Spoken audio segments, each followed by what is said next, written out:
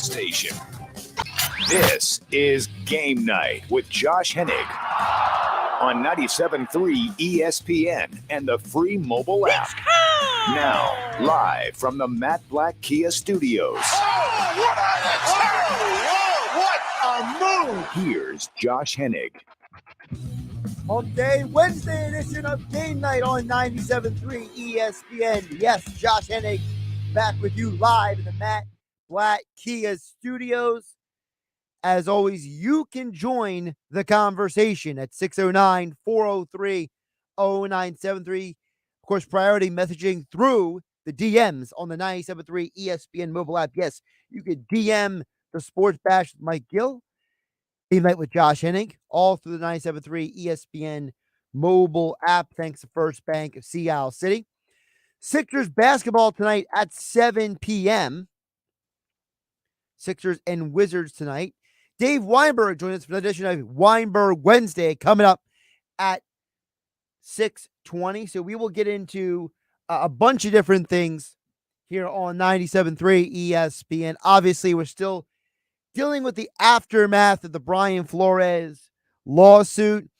Eagles and their people are down in Mobile, Alabama for the Senior Bowl. Eagles have 3 first-round picks. And, of course, we cannot forget about Sixers back in action. You know, the NFL stuff, it's just completely off the hook. It's just the reactions and the lack of reactions and and I just wanted to start with the NFL coaching stuff because I hope people remember in the middle of all this, and this is not a indictment of anybody specifically, but, throughout the day, because I am working with Mike Gill every day and the producer, I hear and see things throughout the day because my day is wrapped up in the show. It is wrapped up in the sports conversations. And, some of the things I'm seeing online and I'm seeing, come through is Brian Flores is still a candidate for jobs. This is not like the Nick Sirianni situation last year with the Eagles, where the Eagles fired Doug Peterson a week later than everybody else. And Sirianni was this coaching candidate that came out of nowhere, right? Brian Flores is a guy now who has interviewed for the Giants job. He's getting a second interview with the Texans. He's getting another interview with the New Orleans Saints. And he's still going through with this lawsuit. And the lawsuit is not a lawsuit demanding some sort of financial return. It's not demanding money owed to him or money that should have been owed to him. It's a situation where Flores is saying, I'm trying to create a change in the environment. And while I applaud him and I respect him for that, I don't think people comprehend the idea that somebody can be pursuing change while also still pursuing their career. Brian Flores has now said in his statement he released yesterday, this morning on ESPN television with Mike Greenberg, that he loves to coach. He believes that he was born with a God-given ability to be a football coach. So this is not about Flores, saying, I've been wrong. Nobody will give me a chance. I genuinely believe that when he got that text message that was meant for Brian Daboll, that Belichick sent to him, Brian Flores instead, Daboll and Flores have both been former coaches under Bill Belichick. I genuinely believe that that was the straw that broke the camel's back. Because at the end of the day, what's going on with Daboll and other coaches, it's nothing new. It's not like what we're talking about right now is something that hasn't been around for decades now. The Rooney Rule was a well-intended application of EOE in the NFL workplace, all right? In an environment where half the jobs in the sport are given due to who you know and nepotism and favoritism. And the other half of the jobs in the sport are given to people due to earning their opportunity, earning their keep. The league was trying to rectify something. But the side effect of that Rooney Rule is the fact that people like Brian Dable and other minority coaches feel like they are, basically walked into these NFL teams for job interviews that they're only doing to meet a certain set of obligations per NFL rules.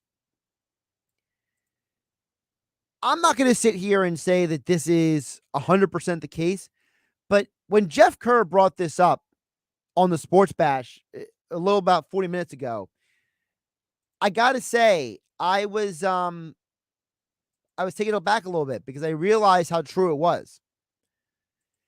The New York Giants have never had a minority head coach. They have never had a minority starting quarterback who was their starting quarterback. I know Geno Smith started one game, all right? Throw it out the window. We're not talking about one game. We're talking about the guy who is the franchise, all right? In a league who in their same division, the Philadelphia Eagles have had Randall Cunningham and Donovan McNabb and Michael Vick and now Jalen Hurts in the last 30-plus years. The Giants haven't had a single dude who was the starting quarterback.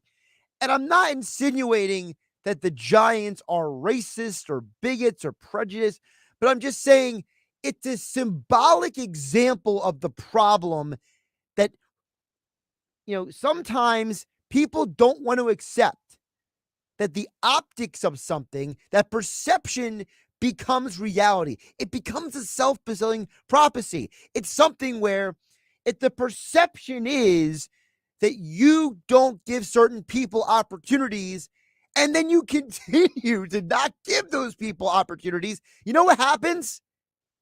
People think that you will never give those people opportunities.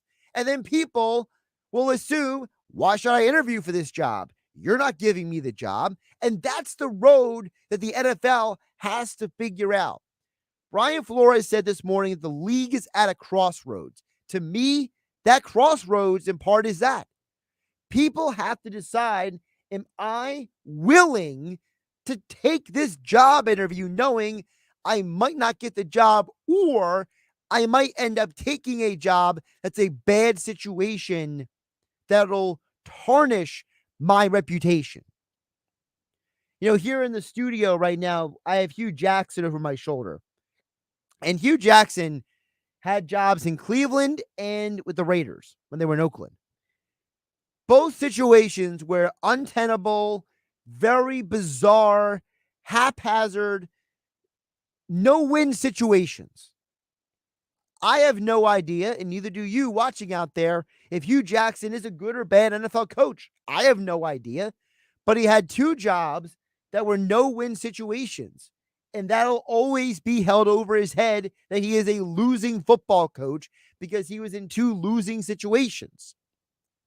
Brian Flores won in Miami with an owner who is at best an imbecile and at worst has no integrity and no respect for the league and the game of football, depending on if you believe the allegations or not, or what part of the allegations you want to believe in that 67, 70-page lawsuit that Flores put out there. But I told you guys for a couple weeks now, I have thought the entire process this offseason has been suspicious. Nobody can explain to me, and it's not because they don't want to explain to me, but because nobody has a good answer. Nobody can explain to me how Ryan Poles gets a job as general manager of the Bears. 48 hours later, he's hiring a guy he has no personal or professional connections to. 48 hours. Joe Schoen was from the Bills organization. He gets the Giants head coaching job. Am I supposed to believe it's just a coincidence that he hired a Bills coordinator to be his head coach? Nathaniel Hackett coached the Packers as the offensive coordinator in the same division that the GM of the Broncos, George Patton, used to work in. He used to be the assistant general manager for years of the Vikings. Am I supposed to believe these are all just coincidences? I'm sorry, I can't. And if I'm assuming it's not a coincidence, then the optics to other people look bad. So you can say whatever you want about race and prejudice and all of these things. But the reality is that the hiring practices of the NFL have always been at best bizarre and at most nefarious suspicious. We'll check in on your messages over on the 97.3 ESPN mobile app. Thanks to First Bank of Seattle City. You can also text in at 609-403-0973. Weinberg Wednesday coming up with Dave Weinberg at 620. Jay in EHT sends a message in and says, I don't really agree with you, Josh. You can still try and coach and also do what it takes to change the system of coaching. I didn't say you couldn't do that, Jay. I was just saying that there's a perception that, Flores is doing this because he can't get an opportunity. But I'll continue reading your message. Jay in EHT says, as other coaches are coming out to say they experience the same thing, I think progressive organizations will see Flores as a great hire. If he decided not to pursue the lawsuit because he thought it would hurt his chances of being a coach, then that's kind of proving all of this to be true. That's Jay and EHD. Again, JHD, I don't think you fully understand what I was saying. I was speaking to a narrative that there are people who don't understand that Brian Flores is currently still in the coach hiring process. Listen, I have heard numerous Saints fans say that if the Saints don't hire Brian Flores, that they will be furious because there's a perception around the league that Brian Flores is the most qualified and the best candidate for many of these job openings. Now, again, that's a opinion by other people that I am bringing here. What I'm saying, Jay and EHT, is that what Flores is dealing with, people are trying to be dismissive of it, act like he's just, crying over sour grapes. He's just a bad guy. He's cranky. No. Flores, first of all, should still be the head coach of Miami, but the owner of the organization, if you go by the accusations in the lawsuit, is lacking of any genuine integrity. He's a scumbag, and he's an individual who doesn't respect the sport, the game, his employees, or his players. My point in all this, J and HT, is that we have to make sure we're all on the same page with the narrative. We have to be all on the same page of the facts. For example, I'm tired of hearing about people saying and I've heard this a million times, there's only one black head coach. Stop with that. The Rooney Rule was not a black or white rule. It's a minority issue. Robert Saleh and Ron Rivera shouldn't be ignored just because they don't fit under the checkbox of African American. And the fact that there are people who would do that, I think should be ashamed of themselves. And as Dan EHT chimes in and says, Hugh Jackson is saying the same thing happened in Cleveland, that he was potentially offered bonuses for losing.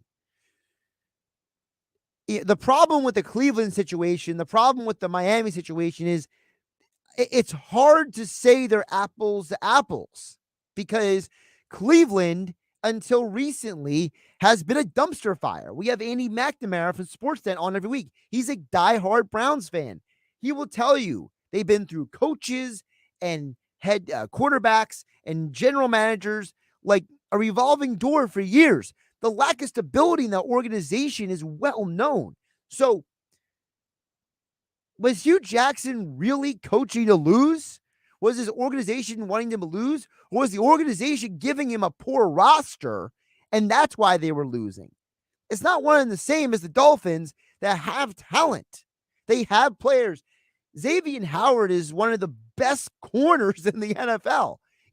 They have talent down there. They signed big price free agents like Kyle Van Noy coming off that Super Bowl win with the Patriots. He followed Flores down to Miami. There were several Patriots who signed in Miami because Flores was there. So it's a huge difference between having a team that can win and be competitive like the Dolphins, and then Hugh Jackson's assertion that the organization wanted to lose and your roster stinks. I mean, for goodness sake, one of his starting quarterbacks was Deshaun Kaiser, okay? Come on, man. I can't take you seriously if you're telling me you're trying to win with Deshaun Kaiser.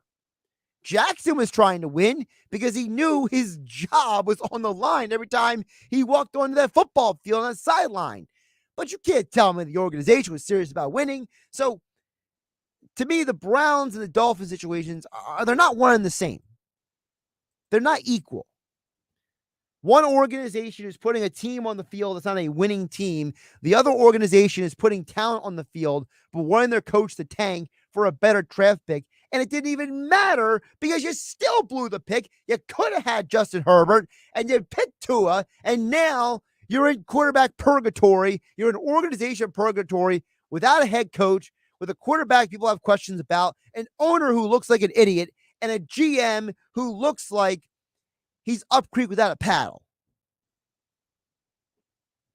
Josh Hennig here on Game Night on 97.3 ESPN. We'll talk NFL and more coming up on the other side. Eagles as well with Dave Weinberg here on a Weinberg Wednesday. Keep the messages coming. You can DM the show through the 97.3 ESPN mobile app. Thanks to First Bank of Seattle City. And, of course, 609-403-0973. Coming up in just a couple minutes, Dave Weinberg for another edition of Weinberg Wednesday. It's Sixers basketball tonight on 97.3 ESPN with the voice of the 76ers, Tom McGinnis, calling all the exciting play-by-play action. Difficult shot. It's up and good again. He's made 3 big shots down the stretch, and Embiid pours in the long two. The Sixers host the Wizards. Coverage begins at 7 p.m. Philadelphia 76ers basketball on your radio home of the Sixers in South Jersey, 97.3 ESPN. Matt Blatt Kia has a solution to your New Year's resolution. Don't drive around in a car you hate. Trade it in for something great. So bring us any trade, no matter the make, no matter the mileage, no matter the condition, and put 0 down. Pay 0 interest for 60 months or make no payments for 90 days. If you're currently stuck in a loan or lease, Matt Blatt Kia can get you released. Choose from the largest selection of certified pre-owned Kias. So why make a resolution you can't keep? Trade in your old Heat and drive away in a new Kia with 0 down and 0 interest for 60 months on every 2022 Kia Stinger, or make no payments until next year. It's gotta be a Matt Blatt Kia. Offers with approved Tier 1 or 2 credit through Kia Motors Finance. Not all will qualify. 0% based on 1667 per 1,000 borrowed. Negative equity finance. Loan.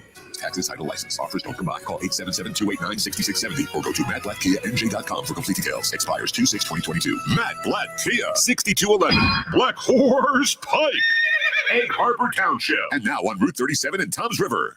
This week at Macy's, get 20 to 50% off great Valentine's Day gifts, like dazzling designs from our fine jewelry collections, now 35 to 70% off.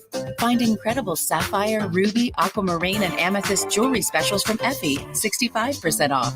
And get a $29.99 diamond pendant bonus buy with any $25 purchase while supplies last. Plus, Macy's Star Rewards members earn on every purchase except gift cards, services, and fees. Savings off sale and clearance prices. Exclusions apply.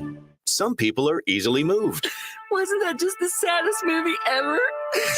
Whatever. Others, not so much.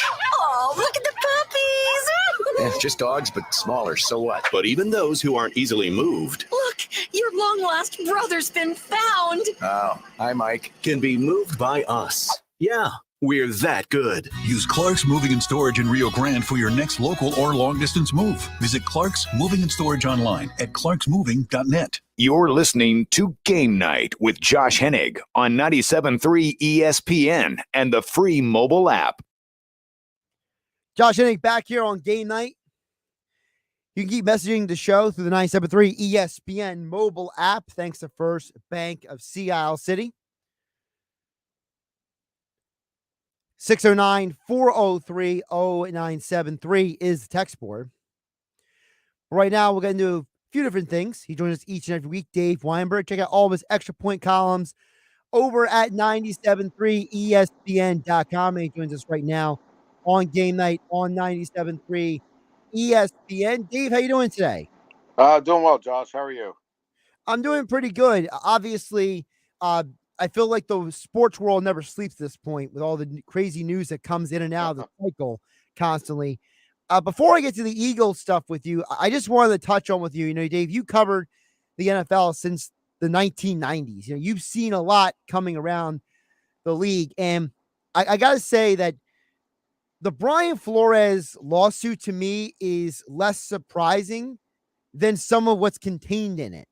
The fact that Stephen Ross, if any of that's even partially true, the guy should be kicked out of the league. I mean, the lack of integrity and just the guy comes off as just a scummy person for all intents and purposes. I mean, completely manipulating a situation in the draft because he doesn't want to play by the rules, basically. I mean, you build a decent roster, then you want to lose, and you want to pay somebody to do it. It's just totally, an embarrassment to the league. But then on top of that, the fact that the Giants potentially had a guy already, they were going to, cross the T's and dot the I's before they ever interviewed Flores. Either way, this is a bad look for the NFL, Dave. Yeah, it really is, Josh. It's disturbing on several levels. The thing that really got me, though, was the fact that that Brian Flores was asked to lose games, and Hugh Jackson apparently has come through the same thing during his time in Cleveland. You can't possibly expect a team to. I know tanking goes on, but you can't ask the players to lose on purpose. And what about the fact that the NFL is so tied in with gambling nowadays, legalized gambling? There's billions, millions, if not billions of dollars wagered every week. Oh, it's billions. We know it's billions. Yeah, and when you're replacing a bet, you're expecting both teams to be on a at least trying to win the game. The fact that if you find out that one of those teams was tanking on purpose or losing on purpose, that throws everything out of whack. The league has a lot of explaining to do here. Yeah, and to me, listen, people can say whatever they want about some of the content of the lawsuit and some of the things that are being said. Right. But as I was saying before you came on, Dave, the biggest problem to me is that these things become self-fulfilling prophecies. You know what I mean? Perception becomes reality. The optics become all people focus on. And listen, I'm not accusing the Giants of being racist or bigots or prejudiced, but it's something to be said of the fact that in a 30-year span, when the Eagles starting quarterbacks were Randall Cunningham, Donovan McNabb, Michael Vick, and now Jalen Hurts, and the Giants and Rodney Peete, thank you, I forgot one, and they had Ray Rhodes at one point as a head coach. The team up the turnpike has had 0 minority head coaches, and Geno Smith had 1 start as a quarterback. Like, I'm not saying the Giants are anything, but I'm saying that the fact that the Giants don't get that this is your perception, I mean, it just sets you up for failure. Yeah, it does. I mean, it's embarrassing for them as an organization. Like you said, I mean, it was. It's just ridiculous, the fact that they have not had a black quarterback or a head coach. I mean, I'm having kind of a hard time with it. Only that it seems like to me like team. I understand the Rooney Rule and what its intent is, but it seems to me that if a team wants to hire the best candidate, they should have the ability to do so. If they happen to think that Chip Kelly is better than, I don't know, name a minority head coach. Yeah, then they should be able to hire them. I don't know. I just, but I do have a hard time thinking that Nick Sirianni was was the top choice over But Deuce Dave, Staley. that's the problem. It's this fact that, this football is a meritocracy on the field, but it's not a meritocracy off the field. Adam Thielen is an undrafted free agent, white player, by the way. Let's not forget about that. He was a nobody, and he's turned into a star receiver in this league. But a head coach doesn't have an opportunity to be the most qualified guy. Like Brian Flores is way more qualified than half these candidates out there. But guess what? He's getting passed over because Joe Schoen and Brian Daboll worked together in Buffalo, or Nathaniel Hackett was known by George Payton because they worked in the same division against each other. Like, the fact that nepotism happens in the real world and it also happens in the football world, it is a difficult thing for people to wrap their heads around. Yeah, I agree with you. Hopefully things will change. I mean, not soon enough, but you do have Brian Leftwich out there, and D'Amico Ryans, Deuce Staley, Eric Bieniemy. Hopefully those guys will get an opportunity to tip the scales a little bit, if you will, as far as minority head coaches go. And I'm glad you used the word minority, because people keep forgetting that Ron Rivera is still in Washington and Robert Saleh is still with the Jets. And, correct. I think that, and I'm not trying to be disparaging to other people, but Dave, there are other people on television networks and other radio stations who keep acting like this is a black and white issue. Right. My minority candidacy in a sport that is at times dominated by a specific group of people, of whoever that people is a problematic, and is an optics issue. And I think the fact that we forget to bring up that Rivera now is a 2-time coach in this league, and Saleh is up there, and just because they don't fit under the checkbox of African American on the tax form doesn't make them any less fitting into this category. Right, it's a minority issue, not just a black and white issue. You're exactly right there. Dave, you also covered the league for a long time. You mentioned Sirianni.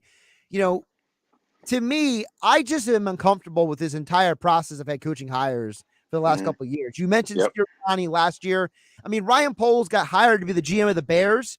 48 hours later, he's hiring a guy he's never met personally or professionally in Matt Eberflus.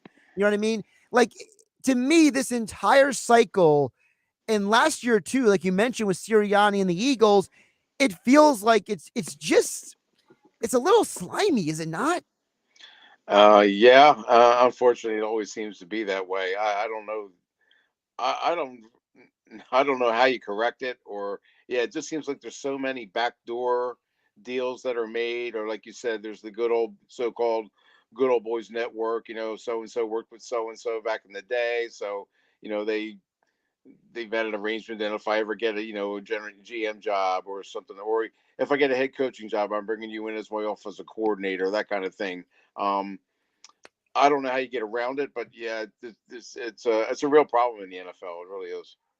And ironically, Dave, one of those guys is Jonathan Gannon. Jonathan Gannon and the GM of the Texans went to the same college. They had the same circle of friends, Nick Caserio of the Texans. And he's a finalist, him, Flores, and I forget the third person on top of my head, down there for the Houston job. And Josh Gannon McCown, may maybe? get... Who's that? Josh McCown, is he a finalist? I don't know. Yes, thank you. Josh McCown's the other guy. And it's like, if Gannon gets that job, I mean, first of all, he's going to a no-win situation, you could argue.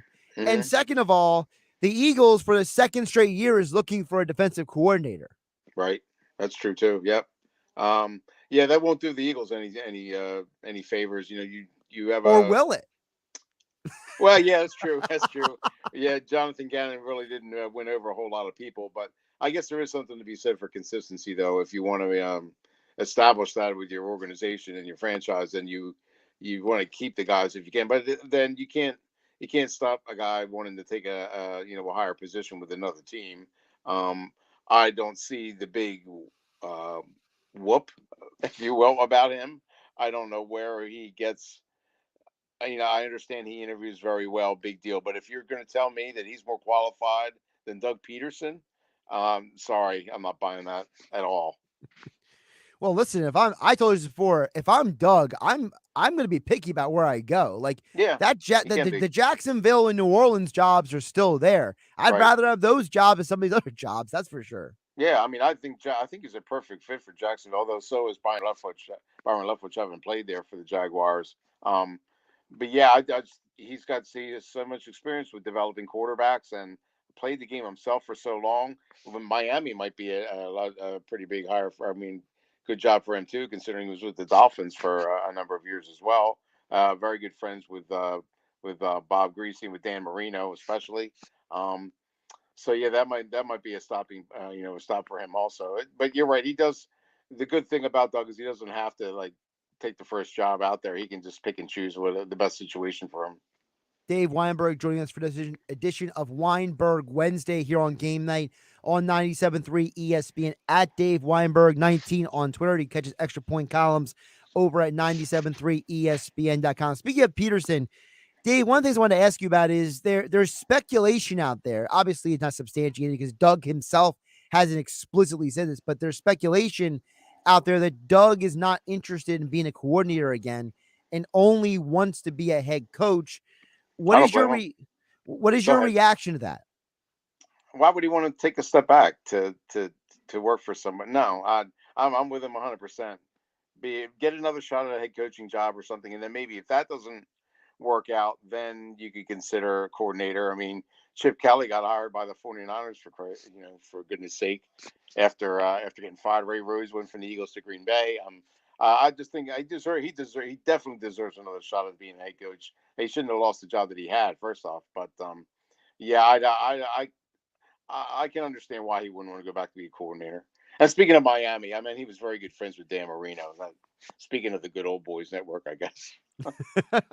Well, listen, I mean, if anything ends up being right about the Dolphins owner, Stephen Ross, he might not even be the owner in a couple of years. So Doug will have his third owner he's worked for in a 10-year period. Yeah, there you go. Those are the Dolphins. So, Yep.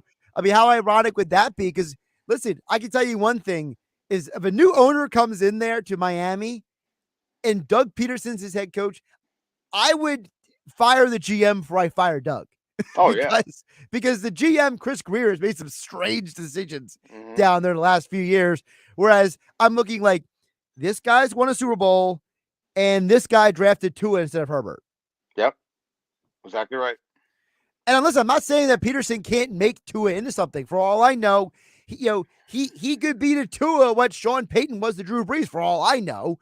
Yeah, But, it could be. Yeah. It's just, it's amazing to me how some people like Stephen Ross, just even if the worst thing he's guilty of, Dave, is just being dense, like it's still just like, how do you go through life just being such a limited individual? You know what I mean? It makes me shake my head. Yeah, you're not alone. Speaking of the Eagles, Dave, it feels like the entire franchise's front office is down in Alabama for the Senior Bowl this week, including Jeffrey Lurie's son, for goodness sake. So, how old is he? Like 12? I don't know. I gotta look that up, but it's okay. I think he's a little older than 12. Well, doesn't he have multiple kids? So Maybe I don't know. I gotta look up how many kids he has. Does he work in the organization? There's a speculation that the one son's going to be the heir apparent to the to the throne. I guess you would call it. I gotcha. But his one son Julian is 27. Oh, so, okay. My mistake. All right. So I know he has a younger son too. Okay. So but I believe he's also on his second marriage. So yes, that is one child might be from one marriage, one child might be from another marriage. But anyway, enough about the entertainment reality show about the Lauries. Mm-hmm. Do you think that the Eagles are actually down at the Senior Bowl because they are specifically looking at any players, or because they're just doing their due diligence? Due diligence for what? Just in general. Like, for example, we've heard in the past that the Eagles, they don't scout quarterbacks as they're always going to draft them, but because they keep files on these guys if they ever become free agents later, or they can trade for them and stuff like that. True. That's true. Yeah, they do. Yep. I think it's probably a little bit of both. I think they have the 3 first-round picks, so naturally they want to look at the prospects and find out which one's going to, which are going to be the best fits. But and there's been speculation that they might even draft a quarterback in the first round. Believe it or not, I've seen some reports out there that there's a couple guys they might have their eye on if it comes to that. I'd be surprised, but yeah, I mean you're not doing your job if you're not down there, scouting everything, keeping notes, like you said, building files on everybody just in case you might have the opportunity to draft them or whatever. So I just think they're doing their due diligence mainly. Yeah, I mean, I don't foresee a situation where the Eagles want to hit the reset button again at the quarterback position this quickly. You wouldn't think so, but I then mean, again, quarterback factory. You got to keep that assembly line moving. Hey man, you can still take Zappy from Western Kentucky in the 3rd or 4th round and be a quarterback factory, right? Then you trade Minshew for a 3rd round pick in next year's draft, and you're just shuffling guys in and out. I mean, I can totally see that happening. You should be the GM. I've just seen it enough. I've seen these scenarios. Like I was listening to an interview with Rick Spielman. He talked about how he tried to go into every draft and manipulate the situation. Mm-hmm. So and that guy was in Minnesota for a decade, and he was working in the Miami organization before that. Right. With who is the guy that Parcells brought into Miami? I forget the guy's name on top of my head, but remember when Parcells went to Miami? They hired Tony Spagnuolo, but then they brought in somebody else to be like the actual GM. I forget the guy's name, but Spielman worked under him in Miami, and Spielman talking about how his experience was always, hey, I'm going into the draft to manipulate it. And it's like that's a guy who's in the league for 2 decades. And he's sitting here saying that he said in the interview that Howie Roseman is one of the best at getting value in these deals. So it's if this is a guy saying that, I'm assuming Howie's on draft day going to make at least 2 trades at this point. He usually does. Yeah. I mean, I don't know if it'll be the first round, but yeah, he's very good at stockpiling picks, finding value where he thinks it is, whether it's the 3rd round, 4th round, 5th round, or whatever. He's always been very good at that. They've always had a very good reputation of finding guys later in the draft that some people might not think are worthy of being drafted at all, or they'll even do that. They'll even they have a great track record when it comes to signing undrafted rookie free agents also. So Howie's got a very good reputation around the league, and it's deserved when it comes to the draft. Be careful who you say that to, Dave, because people will accuse you of being, a Howie fan. If you say anything good about Howie Roseman, you're a fan, obviously. to some people, just like the person, the person who was texting in to Gil earlier on the Sports Bash saying that Gil's biased to Jalen Hurts because Jalen Hurts can't throw the football. So biased against him. Well, no, that Gil was defending Hurts, saying that Hurts can be a quarterback in the NFL.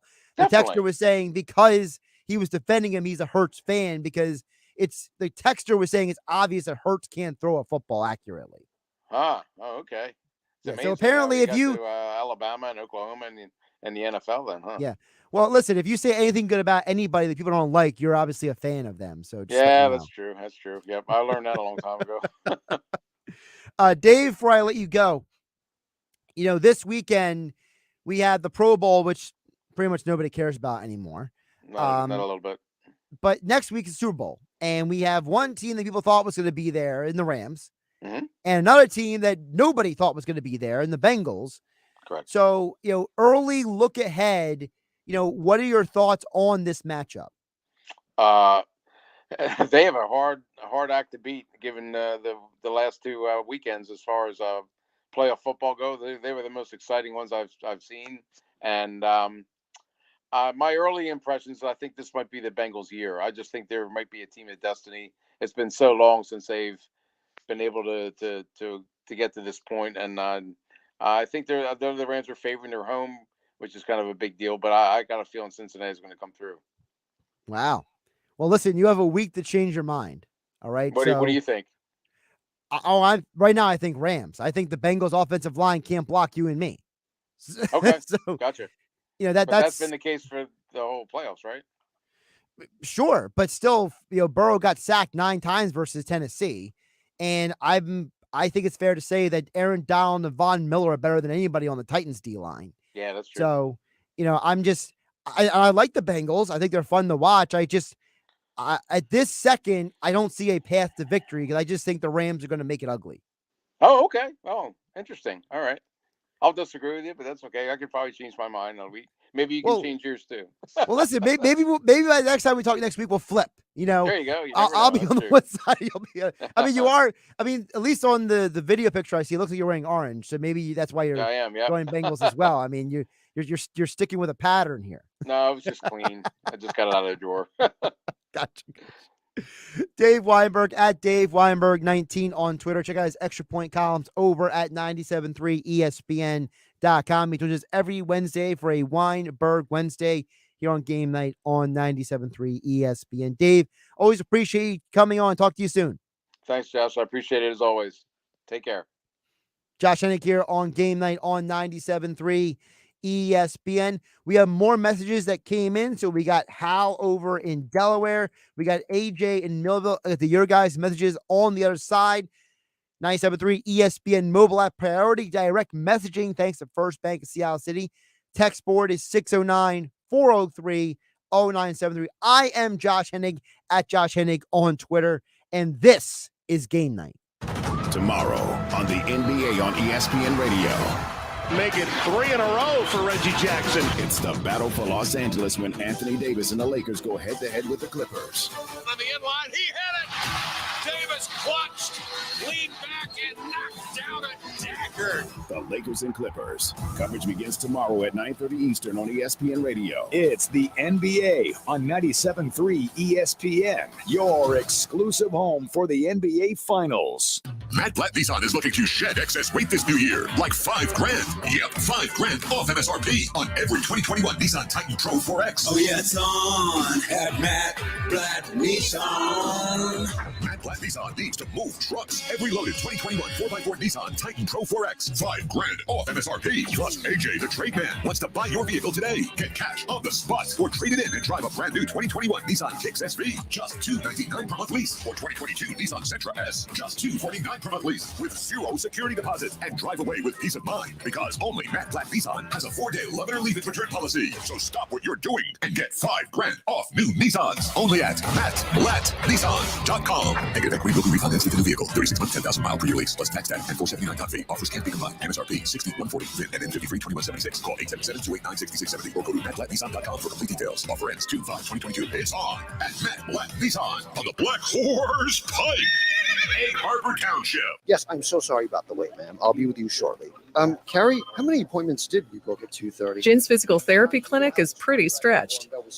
He needs another PT before patients get bent out of shape. Can you get a fresh ice pack for Miss Davis's name? Indeed can help him hire great people fast. I need Indeed. Indeed you do. Instant Match instantly connects you with quality candidates whose resumes on Indeed match your sponsored job description. Visit Indeed.com/credit and get $75 towards your first sponsored job. Terms and conditions apply. Oh my God! On Wednesday, February 9th, The atmosphere is electric. the 2 hottest live professional wrestling television shows, AEW Dynamite and AEW Rampage, The hottest ticket in town. make their Atlantic City debut live Unbelievable! at the legendary wrestling venue Boardwalk Hall. Look at this, look at this, look at this, look at this! The best in the world, CM Punk, CM Punk in AEW. Hangman Page, Bryan Danielson, Adam Cole, Dr. Britt Baker, Cody Rhodes, MJF, Every MJF moment is the best MJF moment. Jay, Chris Jericho, Sammy Guevara in the Inner Circle, Orange Cassidy, Darby Allin, the Icon Sting, and all your favorite AEW stars will headline this amazing night of elite professional wrestling action. It's going to be a wild and crazy, unpredictable night, I can tell you that. Too many combustible elements here. Don't miss AEW Live. Tickets start at $29 plus fees. Go to AEWTix.com. When you fill your prescriptions at Walgreens, you can track the progress of your order in real time. Know the price of your prescriptions before you go to pick them up. And anytime you have questions, use Pharmacy Chat to ask an expert 24 hours a day. Help with your meds from Walgreens.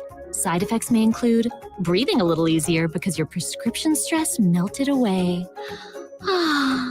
Learn more on the Walgreens app. This price isn't final. This is an estimated price based on your insurance coverage.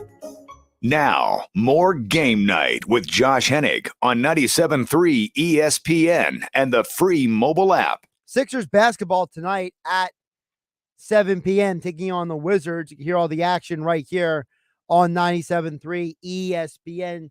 Joel Embiid back in the lineup.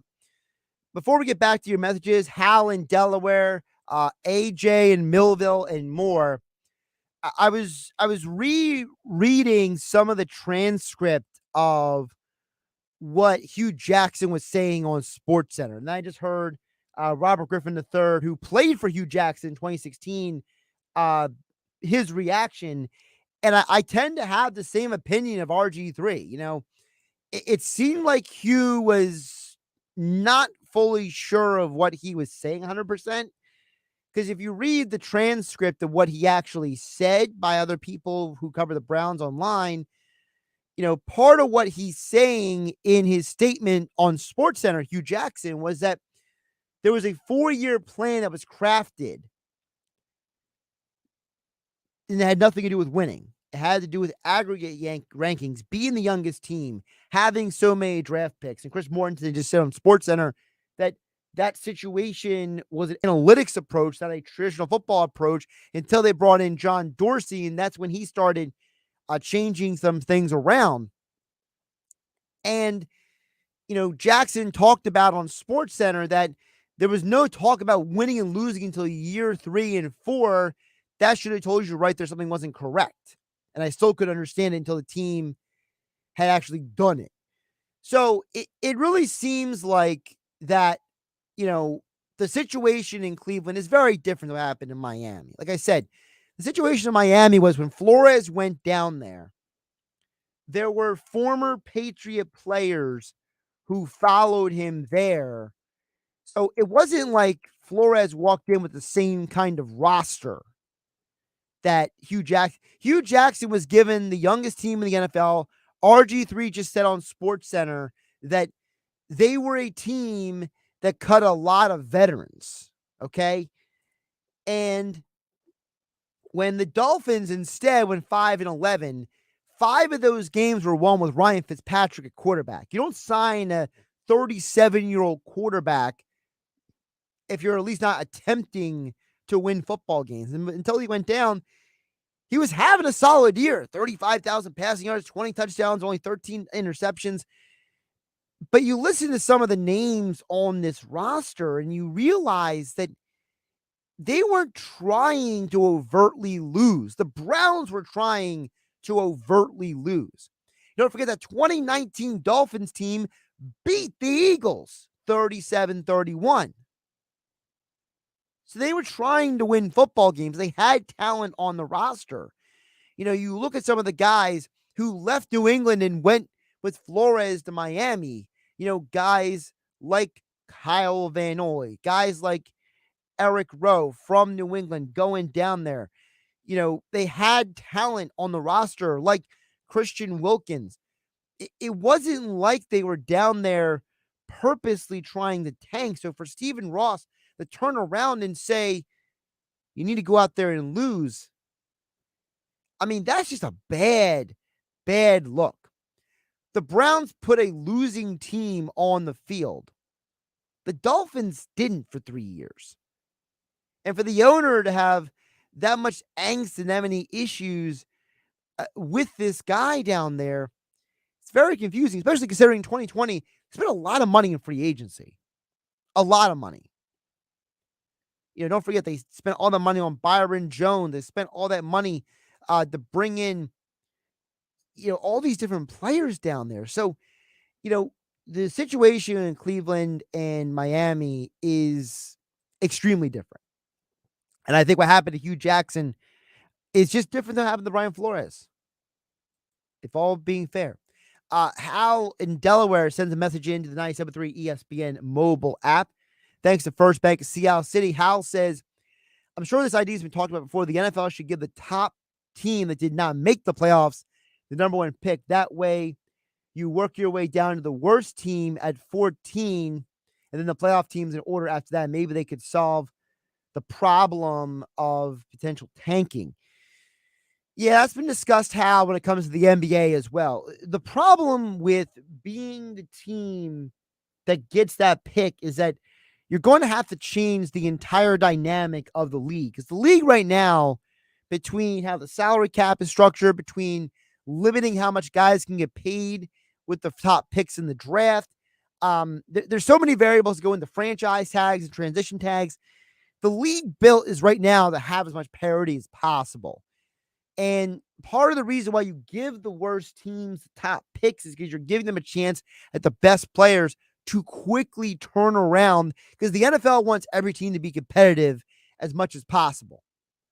In the NFL, you can be horrible one year and good the next year. You can be 6-10 in one year and then win the Super Bowl the next year. So, and that's in part because you have that draft pick. I don't think that'll ever change, Hal. I think that the better solution is the NFL needs to have more transparency and more of a aggressive approach in how owners handle their business. You know, Stephen Ross is out there even suggesting this. The NFL needs to step in and be like, this is not good. You know, you pushed out Jerry Richardson because he was a racist and a misogynist and just a scummy individual, and how he ran his business, how he treated people. Well, what makes Stephen Ross any better? What makes him allowed to have a team? I think that's the bigger play to be made. The bigger play to be made with the Dolphin situation is to just go down there and, you know, have the owners all get together and say enough's enough.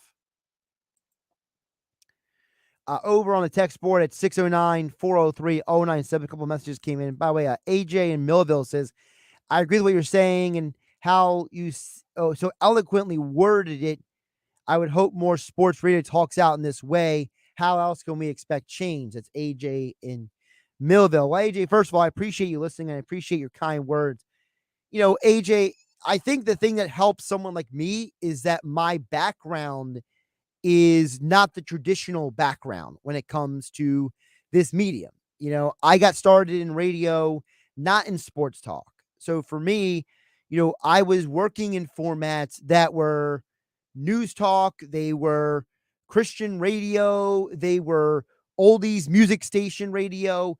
So my media experience even before that was newspaper writing. So I don't have the traditional path to radio. So because of that, I like to pride myself in the fact that I can look at things from a different perspective. You know, when I come on the radio and I, you know, say what I got right and what I got wrong over the weekend, I do that because, you know, I come from a world where you hold yourself accountable. Everything you say, everything you do has to be held to a specific standard. You know, if you're in a newspaper industry and you write something stupid, well, you get in trouble for it, right? You know, even if you are 19, 20 years old, like I was back in the day writing for the Cape May Star and Wave, right? So, you know, for me, I appreciate you saying that because I do come into this from a different perspective, which is not having lived my whole professional life in one specific medium of delivering entertainment and content. You know, I love other things, and doesn't mean I'm always going to be right because, you know, God knows I'm not always right, but I definitely can promise you, AJ, that I'm always going to do my best to, you know, try to be as fair and as objective and as honest about these things as possible. Rich over there in the Villas chimes in at 609-403-0973. Says, maybe there should be a panel of people that come in and hire for these teams, set it up like a jury or a hiring board where you have 6 people with different backgrounds that interview and vote on who they think should be the best candidate to hire. That seems like would level the playing field more. Like Rich in the Villas. Rich, great idea. Problem is, owners won't agree to it. Why? Because they're filthy rich people who love to be in control. A lot of these owners, Arthur Blank, Jerry Jones, Jeffrey Lurie, they don't purely view this as the fans do, like you and me do. We love football. We're passionate about football. We love our team. We love our players. We love our everything about the game and the weekend and the moment. We plan our whole weekend and our days around this stuff. These owners look at it as another asset in their portfolio, some of them. And they'll never give up that control because they spend a lot of money to get these teams. And they never give up control over who gets to be hired and fired because it's an ego trip for them. It's still a good idea from Richard and Gillis. Thanks again to Dave Weinberg for joining us for another edition of Weinberg Wednesday. Sixers, Wizards, next on 97.3 ESPN.